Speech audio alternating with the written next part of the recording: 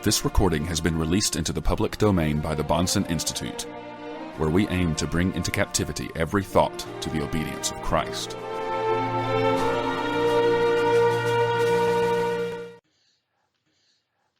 As we begin our second hour, we'll take a look at a religion of eminent moralism. By that I mean a religion that places the emphasis on this world, man's life in the cosmos, and leads to a moralistic code or an emphasis on lifestyle, a call for ethics, rather than the emphasis being on getting in touch with what goes beyond this world in some mystical way.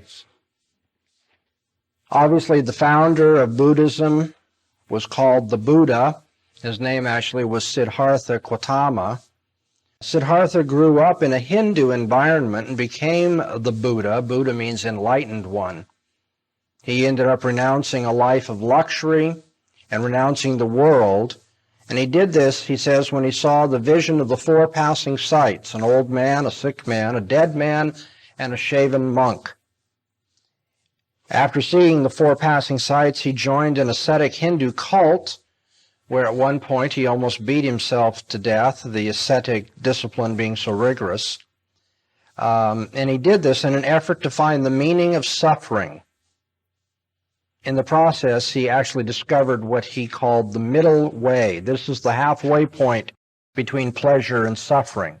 He claims that he was under a fig tree and that Mara, the evil one of Hinduism, tempted him, and he overcame the temptation of Mara and was enlightened to become the Buddha, the enlightened one, because he went into a rapture for 49 days. And after this 49-day rapture, 7 weeks of 7 days, he set out to tell everyone of his experience. According to the Buddha, the enlightened one, there is something wrong with the human race. There's a lot of suffering out there in the world. Buddha taught whatever he did in a way that he said was devoid of authority. He says, you will only believe what I've taught if you experience what I have experienced. He wanted to break with all ritual, with all speculation, and all religious tradition. He wanted a here and now experience to be the basis of religion. This is the way of Buddhist religion. It's a religion of self-effort, intense self-effort. Buddhism denies the supernatural. It is, strangely enough, an atheistic religion, a religion of personal experience to the exclusion of any transcendent. Buddhism tries to deal with the causal relationships that produce suffering in this world. And according to Buddhism, suffering stems from man's desires. Okay, Hinduism says the problem with man is he thinks logically in terms of distinctions. Buddhism says man has desires, and that leads to suffering in this world. And so Buddhism teaches what is called the Four Noble Truths. These four truths are life is suffering, both physical and mental. But it's simply bad things happen. Secondly, the cause of this suffering is the desire for pleasure or being individualistic. The reason we suffer is because we want things, we lust for things. Thirdly, suffering ceases when desires cease. If we think of ourselves as the universal the all, if we get rid of individualism, we get rid of desire, and in getting rid of desire, we get rid of suffering.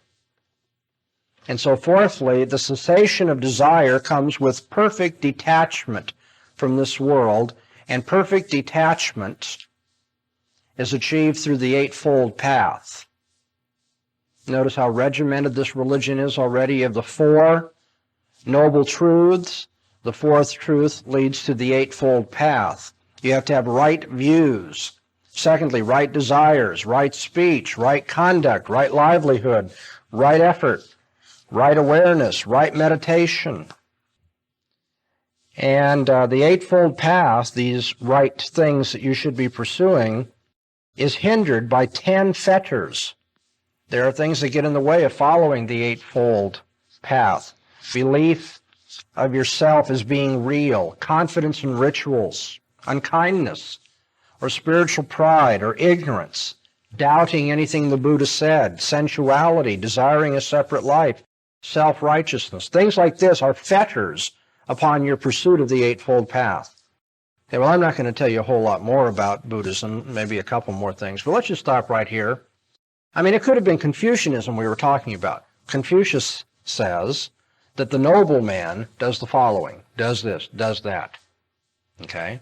Or we could have dealt with Taoism. Taoism tells us, that the universal force flows through all of us, and the right way to live is this rather than that, and so forth.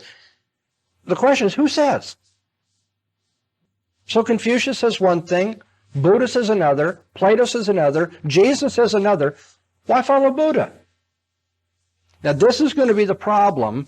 I want to make it very simple. With every one of the religions that falls into this non-mystical, non-transcendent mold, those religions that tend toward a lifestyle or moralistic approach, you're just going to say, why should we follow you?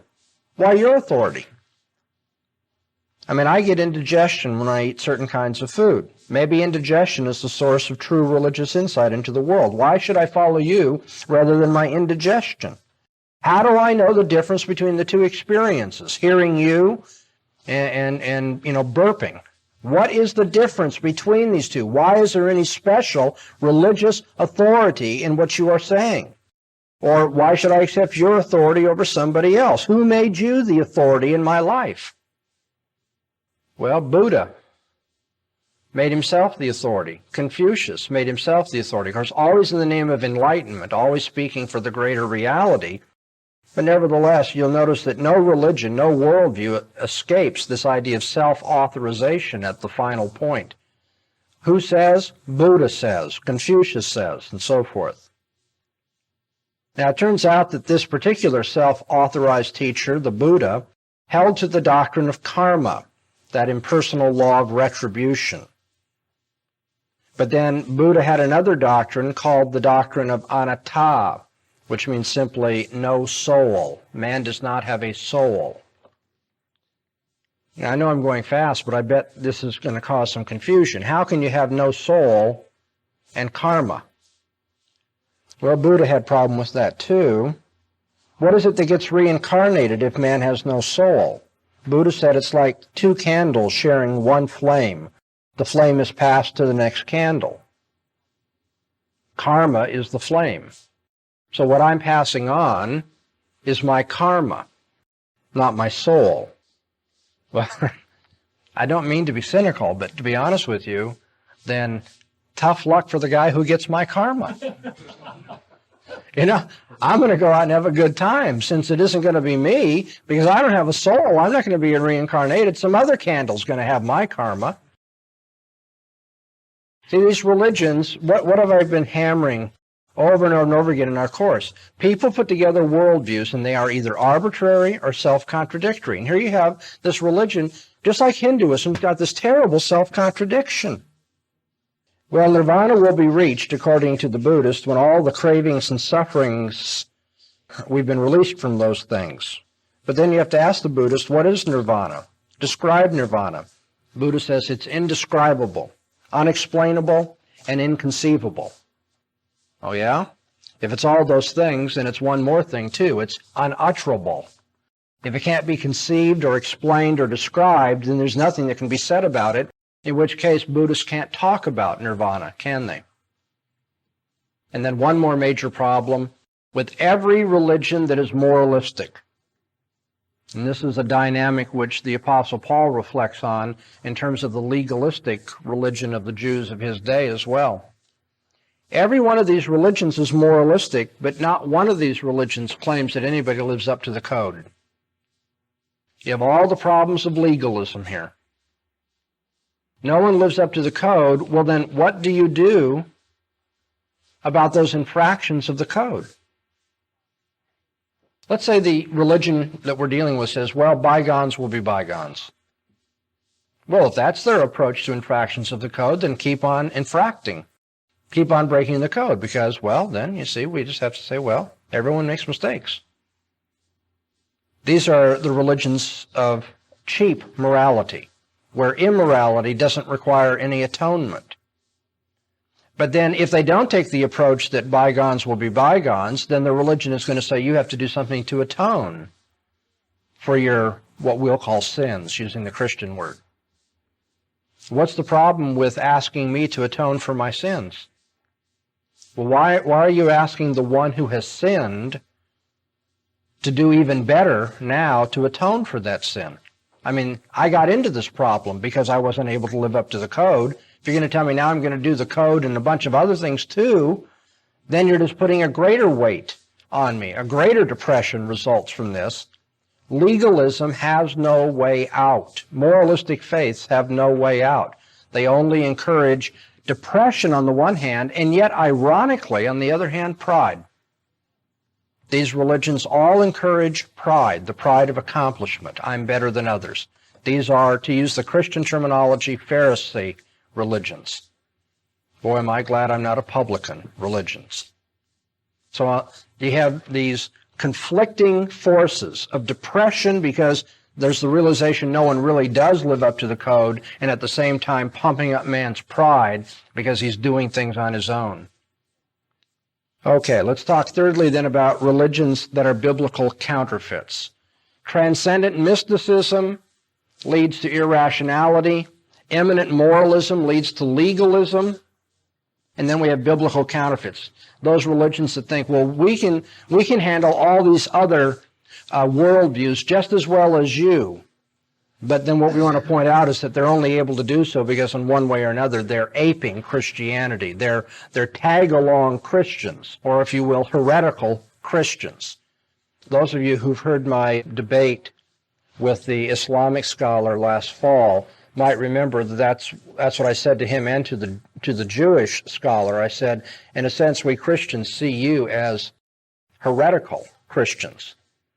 See, you're not really Christians, but you're aping Christianity. You have your heretical version of it. Okay, there was a hand? Yes. I was just for a minute going back to some of these keys. If you were to take, since they're moralists, to use the ethical triangle as your paradigm to work from, could you talk about motives? Why should I be good? Yes, you could do that. So what's my goal? What's the reward of being good?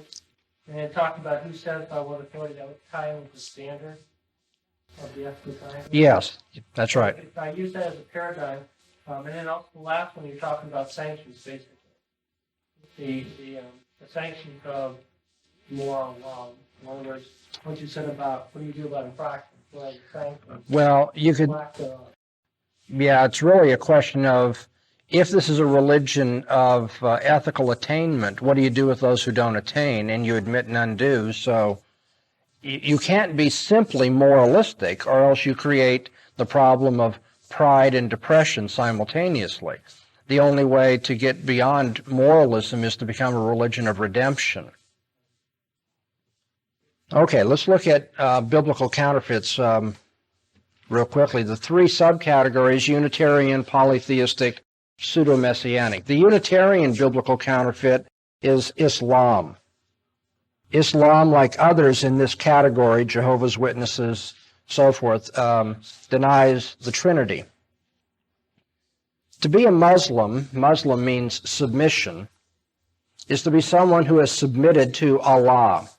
Islam worships one God, and they say that this God's name is Allah. When Muhammad, the alleged prophet of Allah, began to promote the outlook of Islam, the Arabians about him were worshiping many gods, were very idolatrous and polytheistic. Interestingly, one of the gods they worshipped was Allah. Muhammad said Allah was the only God, and that the other gods had to be purged from Arabian culture. That obviously got him into a lot of trouble culturally.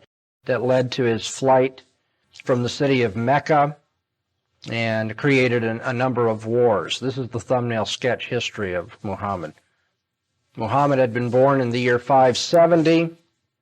His father died before he was born, and his mother died shortly thereafter. He was actually raised for a while by his grandfather, then eventually by an uncle who was a caravan trader. And so Muhammad came into contact with a number of different cultures and different religions. Eventually he married a very wealthy woman. He did this when he was 15 years old, by the way, and he no longer had to work, and so had time to reflect on things. He'd often go to a cave and meditate. It was here that he began to have violent convulsions, and he claims revelations. Others, of course, would say that he was an epileptic. Muhammad at first thought that these revelations had come from Satan. You need to remember that.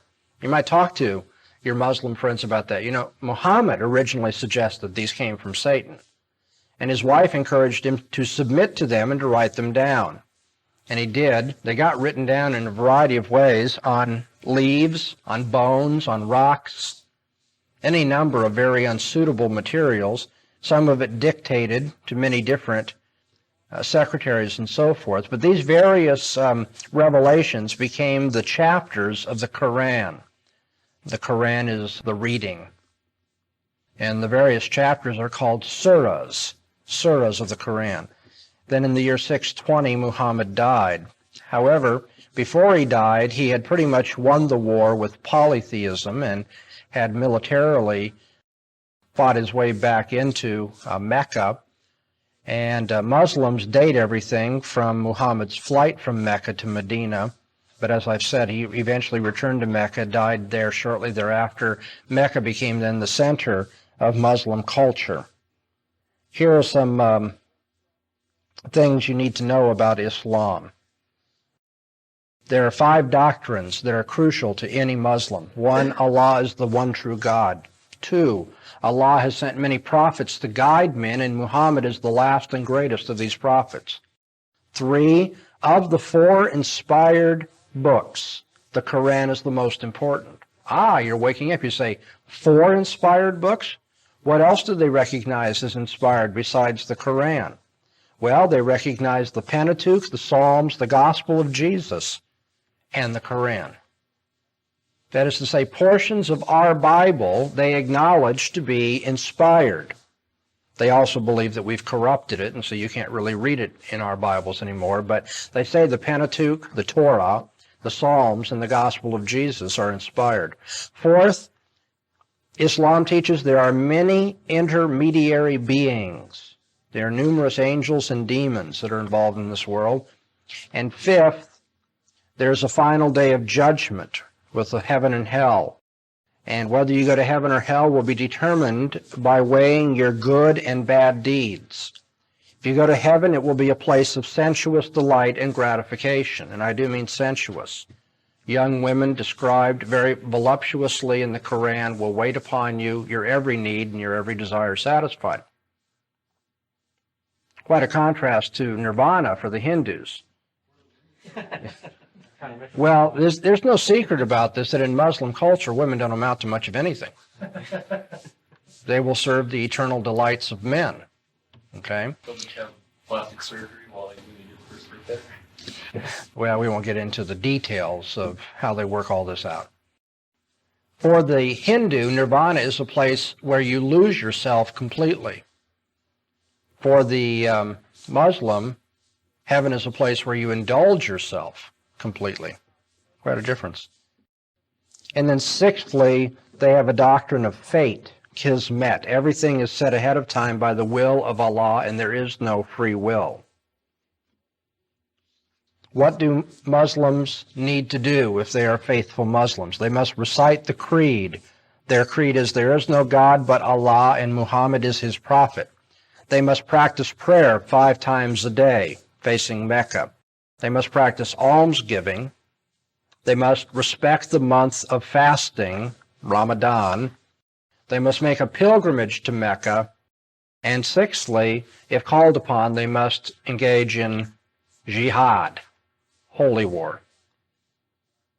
Now, how on earth could we answer a Muslim? It seems like presuppositionalism is just totally, stifled in the face of Muslim theology. And this is thrown back at presuppositionalists all the time by evidentialists. Of course, evidentialists don't have an answer either. It's kind of humorous to hear them say that and then go through why they can't answer the Muslim any better, that is, any better than their conception of how we do. But how do we answer a Muslim? He has his divine revelation, his prophet, his God, his creed. He has everything we have. He has a worldview that's just aping Christianity. Choice made by just tossing a coin. What do you do? Well, here's how you answer a Muslim. First of all, notice the Quran claims to be a confirmation of the Old Testament law and the New Testament gospel. The Quran claims to be a continuation of the revelation of God that was given first to Moses, then David and Jesus, and finally Muhammad. Well, that means Deuteronomy 13 is inspired according to the Quran. Deuteronomy 13 sets out the test of a true prophet. And one of the tests of a true prophet is that he does not contradict previous revelation. The Quran says that it confirms previous revelations. And yet you can demonstrate, you'll have to take the time to look many of these things up because we're moving so fast tonight, but you can demonstrate that the Quran contradicts the Bible. It contradicts the Torah, the Pentateuch, and the gospel of Jesus. For instance, it denies the deity of Christ. It contradicts the need for blood atonement in the Torah. It makes historical mistakes, the most embarrassing of which is that the Quran confuses Aaron's sister with Jesus' mother. Miriam and Mary are confused in the Quran at one point. According to the Quran, Jesus was not crucified, but Judas was crucified in his place. Muslims claim that Jesus was not divine, did not claim to be divine, that you're to worship but one person as God. And so what we have done is, just here in 2 minutes, we've seen that the Muslim faith destroys itself by its internal inconsistency. On the one hand, it recognizes the inspiration of parts of the Bible, and then it turns around and it contradicts. Now, what's the Muslim going to say? He says, yeah, but you Christians have corrupted the Bible. That's not really what the original revelation is. And here's where you're going to attack the Muslim for his arbitrariness. And you say, oh, and why do you say that, apart from that it's convenient to your case? What is the evidence for the corruption of the Bible? Well, it must be corrupt because it contradicts the Quran. Now, that is vicious circular reasoning. Because here we're not dealing with, whether it's the Bible or the Quran. We're all agreed that the Pentateuch and the Psalms and the Gospel of Jesus are inspired. What they're saying is, though, we don't have a true copy of these things. We say, oh, do you have a true copy of these things? No, we don't. They've all been destroyed. How convenient.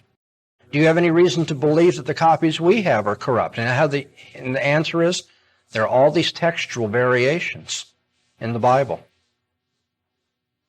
Yes, and so if you do any study of textual criticism, you're going to be able to tell the Muslim not 1%, not even 1% of the textual variations in the Bible concern any significant doctrine of the Christian faith that cannot be established somewhere else. Muslims say, oh, well, we have the miracle of the Quran where there are no textual variations. That's true. Well, actually, it's not so true because I have different copies of the Quran and there are debates over how to interpret and to align and so forth. But nevertheless, assuming, for argument's sake, that they have a more uniform text, does that prove that their text is more divine than ours? Well, let's ask, how did they get a uniform text? Anyone know the answer? In the third caliphate of Othman, there was a recension of the text upon pain of death. Everyone had to bring in their alleged copies of the Quran, and they destroyed all variants so that there'd be but one text type left. Well, if you're going to use political enforcement, of course, you can create the miracle of a uniform text. We could do that too. We'll shoot everybody that doesn't use the NIV and burn all the copies, and so now we just have one text of the Bible left. What's that? What was the year that you said that was? It was in the third caliphate. I'd have to look it up. You have three key rulers, caliphs, and in the rule of the third one, I think Othman is his name, there was a recension of the text. There's a problem with Muslim theology as well. On one hand, the Quran teaches that Allah has no characteristic that hints at change. Allah cannot be affected by the actions or attitudes of men. That Allah is so different from His creatures and the created order that He cannot even be described in any category of human experience. Well, that creates quite a problem, doesn't it? If Allah cannot be described in any category of human experience, where does Muslim theology learn about Allah? In the Quran. but then the Quran describes Allah in terms of human experience. All we have are human categories, in fact. And so, given what the Quran says about Allah, that He's indescribable in human terms, the Quran cannot be what it claims to be, a revelation of Allah. For the sake of time, I'll just encourage you, if you'd like to get more on this, you might listen to the debate tape, the debate that I had with this Islamic scholar a few months ago. In that debate, I particularly pushed the point of the material inadequacy of Islam to deal with man and his problem. I said, since Islam recognizes the Old Testament, the Torah, then we'll go to the Torah for our argument. And I pressed them for the meaning of circumcision and animal sacrifice and so forth, then looked at the messianic prophecies and said none of this is accounted for, by Islam. Man's need and God's provision of man's need, the coming Messiah. And I think it's interesting. I don't think it was just because of the format of the debate, but I didn't get the impression that the Muslim scholar wanted to debate Old Testament theology at all. I mean, that's a throwaway point. We recognize the Torah, but now having said that, don't bring up the Torah anymore. And so Islam turns out not to be able to deal with mankind's basic problem, obviously the problem of sin. There is no redemption in Islam. Quickly, let's look at the next subcategory of biblical counterfeits. We'll take as an example the polytheistic perversion of Mormonism. You recommend any other reading on Islam? I'm sorry? You recommend any other articles or reading on Islam? A couple that come to my mind. I'm not systematically prepared to narrow it down. This might be the ones I would give if I thought about it, but Robert Morey has a book on Islam. It's gone under a couple of different titles, but you can still get that, and that's fairly helpful. I think it's overdone in a couple of places, but not so much that I wouldn't recommend the book. And then it turns out that John Ankerberg, fellow who has the TV program, has a little booklet on Islam that it's very brief, but summarizes a lot of material that I think you'll find helpful. Okay, the Mormons. It's been demonstrated from the county records of Bainbridge, New York, that prior to Joseph Smith assuming the role of the prophet of a new religion, he had been tried and convicted as Joseph Smith the Glasslooker. You know what a glasslooker is? There's somebody in the 19th century who went around and looked for buried treasure or for wells of water, source of water underground, by putting a glass in his hat and then looking into the hat and claimed to be able to see into the bowels of the earth. It was a confidence game in those days, and he was convicted of being guilty of that sort of thing. He was, to put it simply, an imposter. And he admitted that he had done this on trial. His defense was not that he didn't do it, but that he didn't seek out the customers, they sought him out. That didn't prove to be true either, but I mean, the point is you need to know this man was an imposter before he became the prophet of God. Now, Mormons are very sensitive to the character of Joseph Smith. You need to be aware of that, so I'm not suggesting that should be your lead point. But I want you to know that before this man became the imposter prophet, he was already convicted as the imposter, who would find buried treasure and where to dig wells and so forth for people. When all is said and done, you're going to find out that studied Mormons, for them the issue will come down to the credibility of Joseph Smith. He was born in 1805 in Vermont, settled in New York at the age of 11.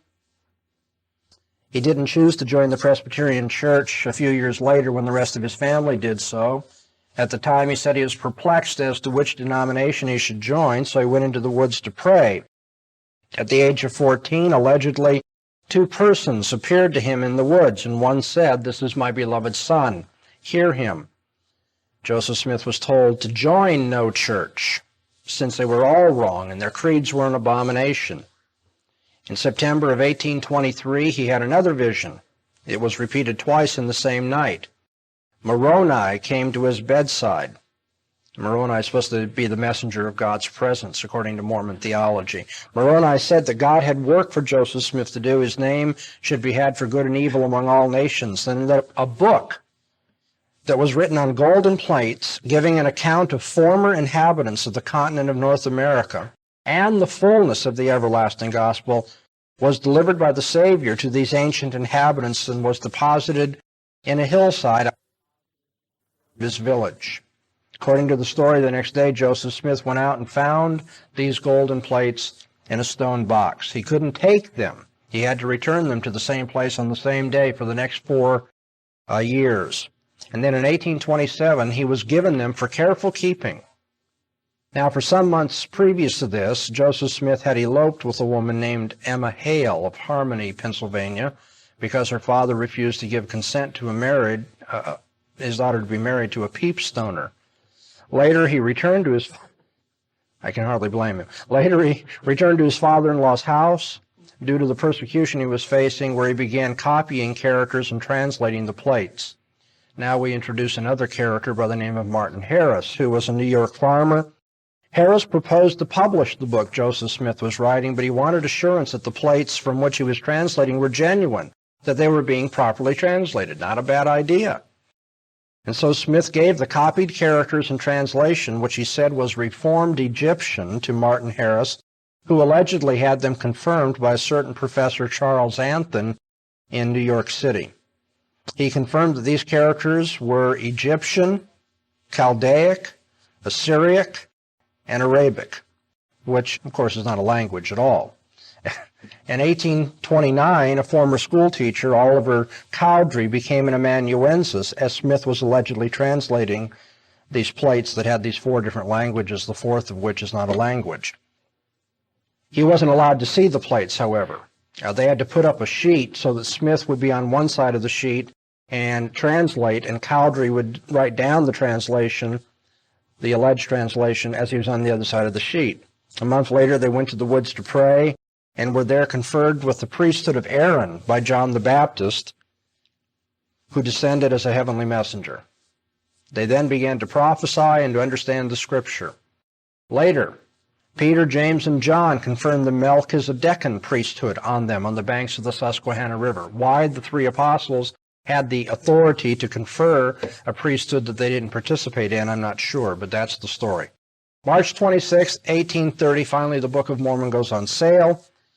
On April 6, the Church of Jesus Christ of Latter-day Saints was officially organized and incorporated. They began with 6 members. The oldest was 31 years old. Within a month, they had 40 members. They did a great deal of missionary work among the Indians in Kirkland, Ohio. And it was at this point that Smith allegedly received the revelation of the Doctrine and Covenants. And also at this time, he revised the King James Version of the Bible. Then he received a revelation that Jackson County, Missouri, was the land of promise and the place for the city of Zion. For that reason, many followers settled at Independence, Missouri. The people of Missouri didn't take well to that, and so mobs attacked them and led them to change to the city of Far West, Missouri. The state militia had to intervene after a number of battles between the settlers and the Mormons. Smith and a few other Mormon leaders were imprisoned. They escaped. They moved to Illinois. So much for the vision of where Zion was supposed to be. In 1839, the city of Nauvoo on the Missouri River was established, and a small army called the Nauvoo Legion was organized. Things get pretty nasty hereafter. If you want to do your own reading, you need to learn something about what the Mormons did to enforce their religion on their followers. When a small anti-Mormon newspaper published an article unfavorable to the Mormons, Joseph Smith ordered the press to be destroyed and all the copies burned. A complaint was brought to the governor of the state, and that led to the arrest of Joseph Smith. He was later released, but then rearrested with his brother. At that point, a mob attacked the jail in Carthage, Illinois, and he was killed. Much to the chagrin of us who have studied this, because I believe that if Joseph Smith had not been killed, therefore becoming a martyr of the cause, he would have been discredited, and the rest of his life would have probably destroyed the small beginnings of Mormonism. There was a struggle for leadership within the Mormon Church, which was eventually won, as you know, by Brigham Young, who became the president of the 12 Apostles. In 1846, Illinois expelled the Mormons. They had a troubled journey, but in July of 1847, they founded the city of Salt Lake City, Utah. Over 3,000 converts pushed handcarts from Iowa City to Salt Lake City. Take a look at the terrain and think about that and the number of people who died in the process. When Brigham Young died in 1877, there were then 140,000 Mormons, and from the 1960s on, there's been more than 2 million. What's the authority for Mormon doctrine? Article 8 of their Articles of Faith says, we believe the Bible to be the Word of God as far as it is translated correctly. Okay? They also believe the Book of Mormon to be the Word of God. There's no reservation about its translation, however. Now, how do you know whether the Bible is translated correctly? Well, it's only translated correctly if it agrees with the Book of Mormon. So when all is said and done, it's going to come down to the authority of the Book of Mormon. Isn't that right? Smith's revision of the Bible is far more than a corrected translation. In fact, it's a rewriting of the Bible in light of his new revelations. For instance, in his version of Genesis 3, Satan now offers to God to redeem mankind, and there's a rebellion that takes place thereafter. In Genesis 6, Adam is baptized by immersion in this new translation. And we find a long prophecy by Enoch given in Genesis. We learn in Joseph Smith's translation that a man's ability to propagate sexually rests on his fall into sin. And amazingly, in the 50th chapter of Genesis, we have a prediction of the appearance of Joseph Smith, the prophet of God, in this new translation of the Bible. In addition to those strange things, I would encourage people to read the Book of Mormon. I found many Mormons have not. So much so, I actually had this experience. I had 2 Mormon missionaries come to my door one day, and I invited them in, as I always do. Enjoy talking to these people. I said, well, one of the reasons why I didn't agree with the Book of Mormon is because it was polytheistic. And this young lady said, we're not polytheistic. I said, well, sure you are. The Book of Mormon teaches there are many gods. No, it doesn't. So I pulled my Book of Mormon down, opened it up, duly showed it to her, and she wanted to leave. She's going to go back and ask about that. Then she came back and she informed me that they were not polytheistic. I was wrong, because they don't believe that we should worship many gods. We should only worship one God, the God of our universe. I said, okay, so you're henotheistic. Fine. There are many gods, but we only follow one of them. But there are many gods. Now, that's just an example. Here's a missionary who has not even read the Book of Mormon to understand what is in there. Encourage people to read the Book of Mormon. They should also read the Doctrine and Covenants and the Pearl of Great Price. Mormons believe that further revelation can be given through the President or the Council of Apostles. And then we must apply the test of Deuteronomy 13 and 18 to the Book of Mormon. Deuteronomy 13 and 18 tell us false prophecy, that is, predictions that don't come true, or prophecy that is not in accord with previous revelation, discredits the prophet. According to Mormons, there's a plurality of gods, and each has his own universe. They teach that women engage in celestial marriage, and they have the privilege of bearing children for all eternity, that the baby souls that are born will go into human bodies when bodies become available. They teach that the God of this world is Adam. They teach that all gods are material in nature rather than spiritual beings, and that the gods undergo change.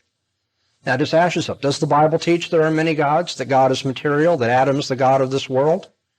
Obviously, the Book of Mormon contradicts the Bible, and so you're going to have to choose between Joseph Smith's alleged translation of the Bible and the Book of Mormon, or the Bible as we now have it.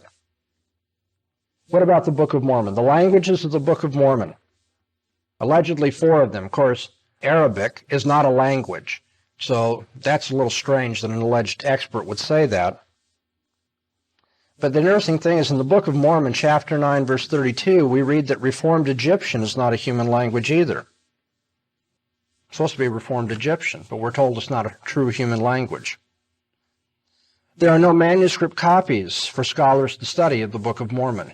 There are, of course, numerous, hundreds of manuscript copies of the Bible to compare. So it comes down to taking one man's word for it, and that's why I began my short discussion by reminding you, you're taking the word of a man who was a convicted peepstoner before he became the prophet of God.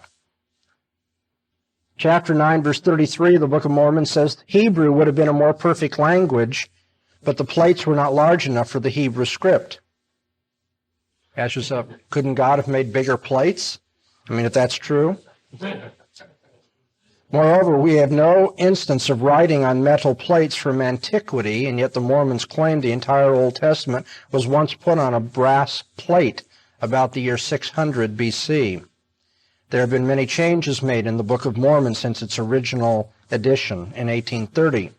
This was supposed to be an inspired translation. Why then were changes made? There are both theological and grammatical errors in the Book of Mormon. Chapter 9, verse 34 of the Book of Mormon says that no other person knows Reformed Egyptian. And yet Mormons claim that they went to an expert in linguistics and had the book confirmed. I mean, these contradictions, they can't even get their story straight. This is embarrassing. Internal contradictions, historical blunders, and a totally arbitrary story about a man with golden plates. People have got to be committed in advance to a lifestyle in order to keep defending this sort of thing. It's of course, intellectually discredited. There's one other kind of biblical counterfeit we should say something about as time is running out here, and that is religions that are pseudo-messianic. I take as my example the Unification Church of Sun Myung Moon from Korea. Due to an alleged vision of Jesus, Moon claims that Jesus commissioned him to complete the messianic work that he had not been able to do. In the Unification Church, the final authority is not the Bible, but the writings of Sun Myung Moon. He considers himself a Christian minister, even though he's been excommunicated from the Presbyterian Church, and he claims that his church is a Christian church, even though he's very hostile to Christianity as a religion. He says that God is now throwing Christianity away and replacing it with the Unification Church, and that he, Moon, will be the most important person on the face of the earth someday. He says the Bible has a place just so long as it goes along with what Moon has to say. According to him, there are 3 Adams and 3 Eves, 3 divine couples. The first pair were created by God to become the parents of perfect humanity. But God told them not to come together sexually until a period of spiritual maturation was completed. That got all messed up when Lucifer seduced Eve to have sex with him, whereby he became Satan the demon. Now, one thing you can hand these religions, they are very creative, right? Come up with these amazing stories. This marked the spiritual fall for both Lucifer and Eve. Eve then goes and tempts Adam to have sex with her, which leads to the physical fall of the human race. Eve had a baby by Lucifer, whose name was Cain. And according to Moon, he says Cain symbolized communism. Then Eve had a child by Adam, Abel, who symbolizes democracy. Well, at least he's against communism. We can say one good thing for the guy. The second Adam, he says, was Jesus Christ. Moon denies the virgin birth and the doctrine of the Trinity. Jesus was not God, but he was the first man to obey God since the first Adam. However, according to Moon, Jesus had a number of failures in his ministry. For example, the 3 wise men were supposed to rear Jesus until the day he would take a wife. Supposedly, Jesus was going to unify all the world religions. He failed in that task and was prematurely murdered on the cross before he found the second Eve. So he's the second Adam, but he never found the second Eve. If he could have found the second Eve, he would have had sex with her, and they would have begun the physical restoration of the human race. Wild. Moon claims that Jesus was the bastard son of Zachariah and Mary. He claims that Christ was to find the most perfect girl in the world and have a huge family. According to Moon, the Holy Spirit is a female. He denies the resurrection. He denies the second coming of Jesus. Well, there's 3 Adams. You've heard the story of the first and the second. Who do you think the third Adam might be? That's it. The third Adam is the Lord of the second advent, Moon himself. He and his 4th wife, the third Eve, are to be addressed by followers as the true parents. You follow that? His 4th wife is the third Eve. Okay. Why do people believe this sort of thing? Sometimes apologetics is just done by telling the story and saying, you believe this? Really? Come on. Moon claims his followers can reach a level of sinless perfection through him, and they have no need to turn to Jesus Christ. He says you can atone for your own sins and those of your ancestors by your good works. Is Moon who he says he is? If he's not, he's one of the most blasphemous men you can imagine. How are we going to settle the difference? Talking to a Mooney, the Mooney says, this man's the third Adam. He's the true Messiah. You say, no, this man's blasphemous. Who's right? Who's wrong? How are we going to settle that? Moon must give his credence to the Bible, and he tries to do so. He shows deference to the Bible, provided it's interpreted according to his own teachings. Moreover, Moon wants to defer to Jesus Christ as a great religious leader, while remembering, of course, Jesus failed and he's greater than Jesus. Most messianic cults you will find, in some way or another, do the very same thing. They bow down in some limited way to Jesus, and they want to use the Bible along with their own stipulations and restrictions on the Bible. Why won't they simply reject both Jesus and the Bible? And you got to push them. Say, why don't you just reject Jesus, this failure? Why don't you just reject the Bible altogether? And the reason why they can't is because there is a gripping power and credibility about Jesus and the testimony of the Bible that they cannot avoid. And Jesus said that he was the only way to the Father. He gave no deference to other religions. And so here you have Moonies trying to defer to Jesus. He's a great man, and yet Jesus himself said that he was the only way to God. The Moonies want to incorporate Jesus into their religion, but the Jesus of the Bible wants nothing to do with the Moonies. When the claims of the new Messiah are not publicly verifiable, as they are not for Sun Myung Moon, then we must suspect that those claims are not true. Jesus gave claims which were publicly verifiable. Jesus challenged those who opposed him to go to the Bible. He said, go to the Bible. That's what testifies of me. He worked miracles. He rose from the dead. And the greatest verification, he said that those who reject his word will be judged by that word on the final day. Moon has none of these characteristics about him. In the case of Moon in particular, notice what kind of God he's talking about. He says God is to be pitied because God is surrounded by the forces of Satan right now, and God is hoping that Moon doesn't fail in his mission. Moon not only came to do better than Jesus, he came to save God. And now you should be able to complete the internal destruction of the system.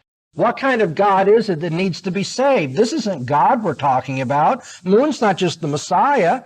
He's actually greater than God. But then why should it be Moon and not me?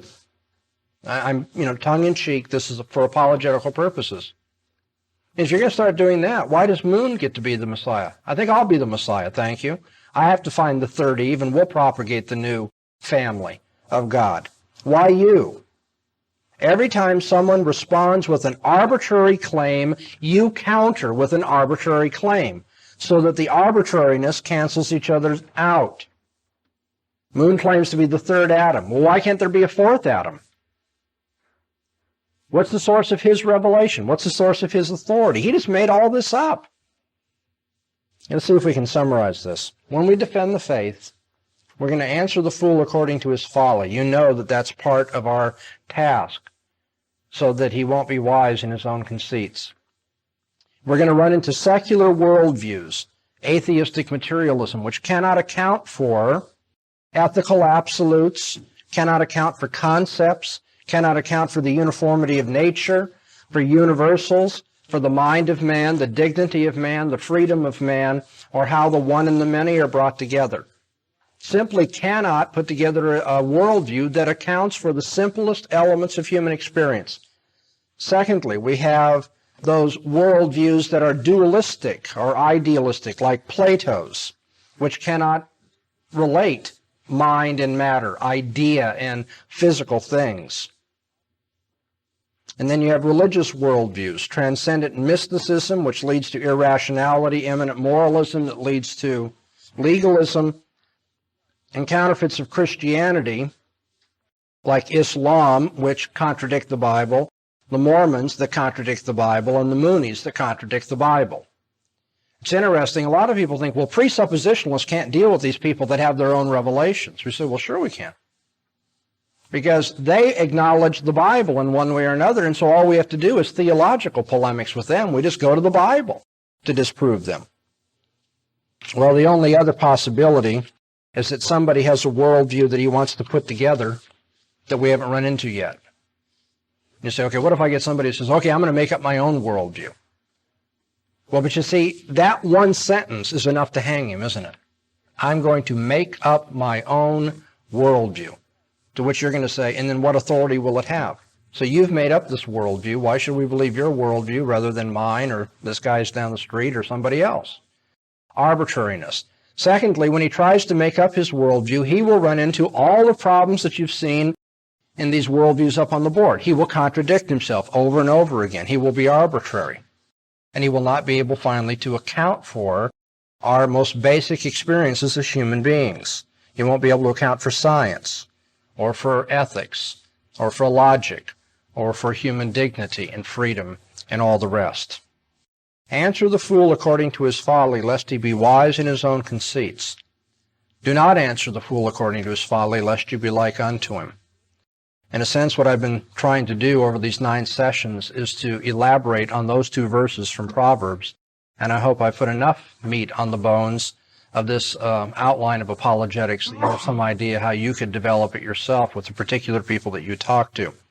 I am sorry that in our rush tonight to get through all these different possibilities, we did not spend much time on the last portion of my syllabus, the conditions for apologetical success. Let me just encourage you, please, to do the reading there. It's not difficult, doesn't call for a lot of explanation.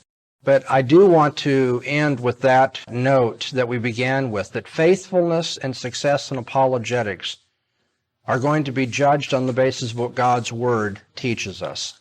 If our goal as apologists is to try to lead people to belief in Jesus Christ, then we need to know what the nature of true belief is. And the nature of true belief, according to the New Testament, is believing against hope according to the Word of God. That's what the father of the faithful, Abraham, did. Abraham did not come to faith, which is the model of Christian faith, did not come to faith by running out and checking with the evidentialist as to whether his wife could really have a baby in old age when she was barren. He believed against hope because the Word of God had spoken it. We read in the Bible the nature of faith is to submit to the authority of God speaking in His Word. The Bible exhorts us in 2 Corinthians 11:3 not to be beguiled as Eve was beguiled, to listen to the temptation of Satan, which ultimately made her her own authority to decide between God's hypothesis and Satan's hypothesis. And finally, the Bible exhorts us that we are not to lie in the defense of the truth. And I hope you can see that if we defect from the path of what I've called presuppositional apologetics, in a sense we are giving false impressions to the unbeliever, that he has the right to put God on trial, that intellectually he has a worldview in terms of which he can argue and from which he can launch his attack on Christianity, that he's really all right as far as he goes, he just doesn't add, the religious dimension to his worldview. Those are things which are not true. If we're going to defend the truth, I think we need to lay it on the line with unbelievers and tell them it's really all or nothing. Basically, our defense of the faith is that if you don't have the Christian faith, ultimately, you can't account for or defend anything. Do you have any questions you'd like to ask in this hurried conclusion to our class? Okay, well then I will tell you it's been a real pleasure being with you. I know the trip has forced me to leave shortly after the class. I haven't had a chance to visit with you, but I want you to know that I've had a lot of fun doing this, and I hope it won't be the last class that we do together. Thanks for coming.